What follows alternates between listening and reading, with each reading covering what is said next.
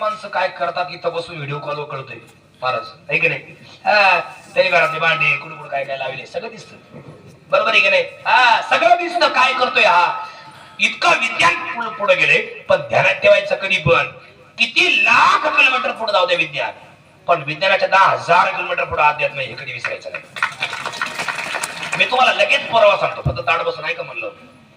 हे बघा, विज्ञानाने हजारो शास्त्रज्ञ आज उपलब्ध केलेत.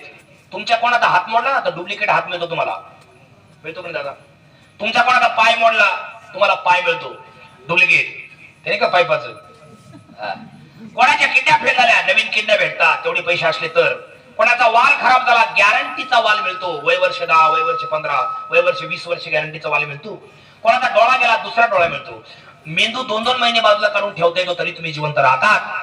असे अनेक शोध शास्त्रज्ञांनी लावले. पण स्त्रीच्या स्तनातलं दूध निर्माण करणारा शास्त्रज्ञ आणि माणसाच्या शरीरात नैसर्गिक रक्त निर्माण करणारा शास्त्रज्ञ आजपर्यंत हे केलं. माझ्याकडे बा देव कसा ओळखायचा.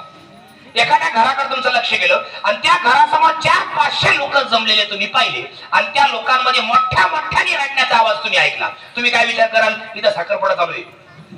मग काय आता माझ्या हाताकडे पाहिजे, आता हाताकडे पहा. ज्या अर्थी या घरासमोर 400-500 लोक जमले आणि रडतात, त्या अर्थी या घरातला कोणीतरी चांगल्यापैकी प्रतिष्ठित व्यक्ती वारला असला पाहिजे, म्हणूनच एवढे लोक जमून इथं रडतात. तसंच पुढे जा, म्हणजे आता येत बसा. उदाहरणार्थ पुढे जा, एखाद्या घराकडे तुमचं लक्ष गेलं, घरातून धूर निघताना टीम पाहिला, ज्या अर्थी धूर निघतोय त्या अर्थी घरात चूल पेटलेली असली पाहिजे, बरोबर आहे की नाही? एखाद्या नदीला भयंकर पूर आलाय पण कुठेच पाऊस नाही, अख्ख्या जुन्नर तालुक्यात पाऊस नाही, पण नदीला पूर आलाय.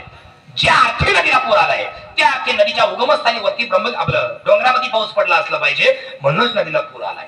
तसंच आहे, दिवसभर आपण काम करतो, संध्याकाळी जेवण करून झोपतोय. झोपणं आपल्या हातात आहे, उठणं आपल्या हातात नाही. ज्या अर्थी रोज उठतोय त्या अर्थी उठवणारा कोणीतरी आहे, त्याचं नाव परमेश्वर आहे. रोज परमेश्वराची उपासना करीत जा. आणि अजून पुढे सांगतो तुम्हाला, ऐका. देव दिसत नाही पण देव आहे, इथपर्यंत आपण आलोय. पण देवाची उपासना करताना 17 देवांची नाही करायची.